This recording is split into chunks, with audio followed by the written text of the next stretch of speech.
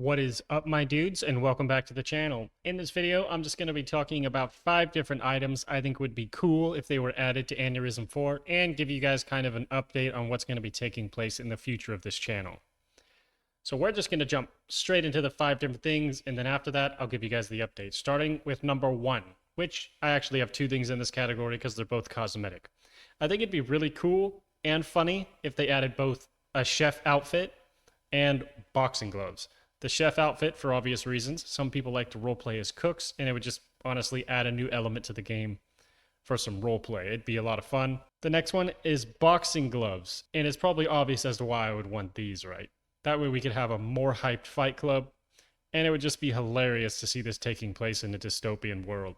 Maybe for it to stay within the theme of a dystopian world, instead of them being like colorful boxing gloves, maybe they could just be like hand wraps or something, almost like how Rock Lee and Naruto has or something like that.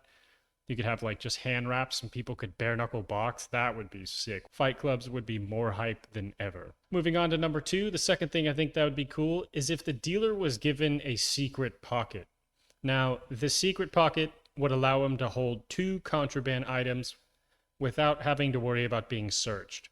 So in other words, if he has 2 contraband items in these secret pockets and he gets searched, he won't get marked with a limit.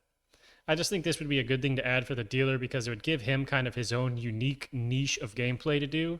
Because as of right now, most people only play dealer until they're able to get to banker, because the banker can do everything the dealer can. Really, the only advantage the dealer has over the banker is that they're less likely to get searched by newer players, because they're less likely to be approached by other players because, you know, the banker has withdrawals and deposits that can take place at him. So he'll just be in closer proximity to Cortex guys more often, so he's more often to get searched. However, the more experienced players know this, and they kind of go out of their way to search dealers for that very reason. Number 3 would be a scanner jammer. So the Cortex personnel looking through their visors seem to have some type of scanner that marks people for limits, right? I think it would be kind of an interesting tool or contraband item that whenever it's used conceals your limit for at least 30 seconds or a minute. That way it gives you kind of like a window of opportunity to try and escape before the Cortex guys corner you and kill you. I just think this would be pretty interesting because it would allow people to have some type of way to escape rather than just trying to shoot their way out or just honestly hide. I just think this item would be a lot of fun to have because it would add a sense of like a hunt for the Cortex, and it would allow people that have this item to kind of play a game of cat and mouse and could potentially be fun. Now, maybe it has a one-time use, or maybe it has a cooldown that's kind of long, so it's balanced. And another thing that I think would make it more interesting is if somebody was actively using it, maybe they had like a very faint sound coming from their character that if a Cortex member heard, he would know that they're concealing a limit. Or maybe like because the scanner was within their helmet, it distorts their vision just a tiny bit to show that their like scanner is being jammed by something. So that way they know somebody within their proximity might be using that jammer.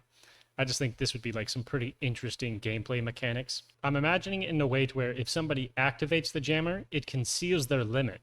But if they have the jammer activated and they get searched, it reactivates their limit, so then they can be killed, right? They get remarked, essentially. And now for the 4th item, I feel might honestly make the game a lot more fun.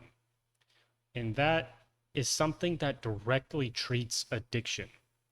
And I think it would be more interesting if only the Corpsman was able to craft this item. And I think it would make the game more fun because people would be more willing to use consumables if they knew there was an actual way to get rid of the addiction other than just dying or waiting it out. And if you've ever been suffering from addiction in this game before, you know waiting out addiction can take quite a while. And the effects of it are quite annoying. It makes you turn insane, and it makes you colorblind, and you'll get a pop-up every once in a while. That completely blocks your vision. Now, I think it'd be good if only the Corpsman could craft this item because it would allow him to kind of interact with the people in the underground once again. Because in my experience, as of right now, if you're a Corpsman and you go into the underground, they kind of expect you to convert into a malpractitioner, and if they don't, the odds of them killing you kind of go up and up and up. Now, I think this would be good if only the Corpsman could make it because, you know, he is the one to do no harm. And I think this would allow him to have more interactions with the people in the underground as well, without him being forced to convert into a malpractitioner.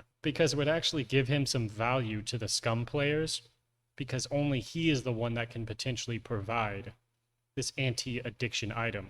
And the scum players are the ones that are going to be the most likely to use these consumables that cause addiction, like jankum and cigarettes, methadone, because these all give you buffs that will help you fight the cortex. So yeah, this is the fourth item. I just thought it'd be interesting to have in the game. And I'm sure a lot of people would enjoy having something that can actively counteract addiction in the game. I know I personally would. And now for the fifth and final thing I think would just be kind of cool and interesting to add in this game is if they had wanted signs around the city that said like public enemy number 1, and it would have the scumbag. It would almost work effectively like a scumbag leaderboard.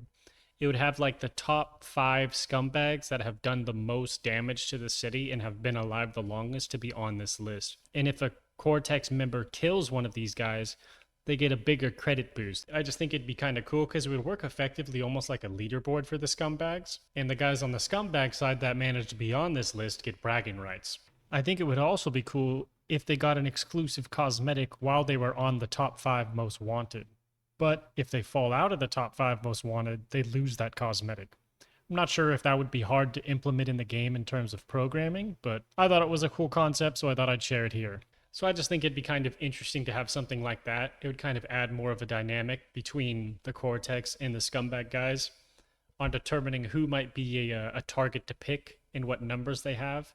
And it'd be kind of fun to have some bragging rights as a scumbag, you know? It'd be something fun to compete with your friends for and who can do the most damage to the city and all that, right? So yeah, this was really my final and 5th item in this video. And now we're going to go into my update a little bit, and then we're going to close out the video. So in terms of my update, I just wanted to let you guys know, and for those of you that don't know, I'm a surgical technology student. And the only reason I bring this up at all is because I'm going to be starting my clinical rotations here soon, which means content on this channel might slow down a little bit, at least for a month. But you can still expect some content to be coming out. Besides that, I also wanted to announce that I am going to be streaming on Kick from now on. And I'm going to be trying to stream ANEURISM 4 on Kick. So if you guys could do me a massive favor and give me a follow over on Kick, I have a link down in the description to my channel. I would really appreciate it. And this is really the whole video right here. I just wanted to talk about the 5 cool items, give you guys a brief update, and let you guys know I'm going to be streaming on Kick sometime in the future. I'll have a little posted announcement on my YouTube channel, so just keep an eye out there if that's something you're interested in checking out whenever it takes place. And if the stream actually gets decent viewership, maybe we'll start doing some live events and stuff like that. Could be a lot of fun. And well, this is really going to be the end of the video here, guys. If you made it this far, I definitely appreciate it. If you could leave me a like and comment down below something you think would be cool to be added into the game, it helps me a lot in the YouTube algorithm.